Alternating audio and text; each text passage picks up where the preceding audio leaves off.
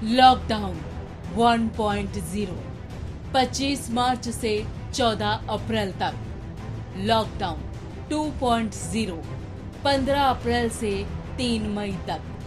Lockdown 3.0 4 मई से 17 मई तक। और अब लॉकडाउन 4.0 18 मई से 31 मई तक। लेकिन अब ये सवाल उठता है कि 31 मई के बाद क्या? 31 मई के बाद क्या लॉकडाउन खत्म हो जाएगा? क्या 31 मई के बाद भारत खुल जाएगा? सड़कों पर गाड़ियां दौड़ने लगेगी? 31 मई के बाद क्या मेट्रो चलने लगेगी? 31 मई के बाद क्या स्कूल कॉलेजेस खुल जाएंगे? मजदूरों को रोजी रोटी मिलना शुरू हो जाएगी? 31 मई के बाद क्या पार्कों की, सिनेमा घरों की, मॉल्स की रौनक लौट आएगी? बाजार फिर से दमकने लगेंगे? लोग बेझिझक एक दूसरे से मिलने लगेंगे? आखिर 31 मई के बाद क्या होगा? इस सवाल के जवाब का इंतजार हर देशवासी कर रहा है। लेकिन इन सवालों के जवाब इतने आसान नहीं है, खासतौर पे तब जब लगातार देश के कई हिस्सों में कोरोना संक्रमण के मामले सामने आते जा रहे हैं। तो ऐसे में 31 मई के बाद क्या होगा?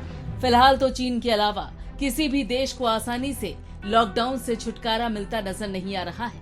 अमेरिका की बोस्टन कंसल्टिंग ग्रुप यानी बीसीजी ने जॉन हॉपकिंस यूनिवर्सिटी से मिले डेटा के आधार पर दुनिया के 20 देशों का ये कोरोना चार्ट तैयार किया है। और इस चार्ट के मुताबिक चीन को छोड़कर किसी भी देश में जुलाई से पहले लॉकडाउन हटने वाला नहीं है।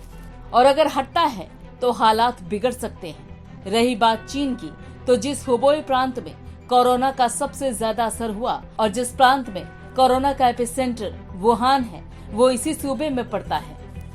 यहाँ 8 अप्रैल को लॉकडाउन खुलने का अनुमान लगाया गया था और हुआ भी यही।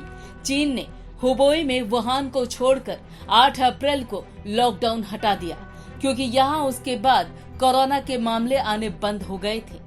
लेकिन अगर अभी के हालात देखें तो चीन में कोरोना ने रिवर्स बैक किया है। फिलहाल बीसीजी ऐसी संभावना जता रहा है कि भारत में ये लॉकडाउन जून के आखिरी हफ्ते से लेकर सितंबर के दूसरे हफ्ते तक चल सकता है। और इसके बाद भी भारत में लॉकडाउन का भविष्य देश में कोरोना मरीजों के आंकड़ों पर ही निर्भर करता है। साथ ही अगर लापरवाही बरती गई तो कोरोना संक्रमण से आने वाले तूफान को रोक पाना मुश्किल होगा। और भारत की स्वास्थ्य सेवाओं को देखते हुए हालात बद से बदतर हो सकते हैं। ऐसे में सवाल उठता है कि आखिर भारत के साथ साथ दुनिया को कोरोना जैसे महासंकट से छुटकारा कब मिलेगा? इस सवाल का जवाब कुछ हद तक बोस्टन कंसल्टिंग ग्रुप यानी बीसीजी के इस चार्ट में मिलता है।